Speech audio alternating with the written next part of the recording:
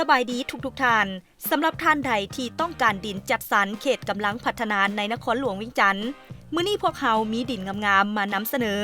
ซึ่งเหมาะสำหรับการปลูกสร้างหรือเฮ็ดธุรกิจอื่นๆตอนดินตั้งอยู่เขตชุมชนเส้นทางไปมาสะดวกสบายมีไฟฟ้าน้ำประปาหรือสิ่งอำนวยความสะดวกเส้นตลาดห้านค้าห้านอาหารและอื่นๆตอนดินแม่นตั้งอยู่บ้านไผ่ล้อมเมืองไซธานีนครหลวงเวียงจันทน์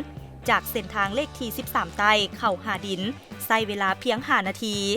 ถ้าทานมาจากตัวเมืองนครหลวงก่อนฮอดตลาดหลัก27แล้วเลี้ยวซ้ายเข้าหาดิน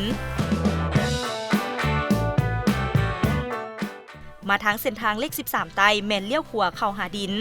พิเศษพร้อมกับราคาที่สุดคุ้มเริ่มต้นเพียง 199,000 กีบต่อตาแมตร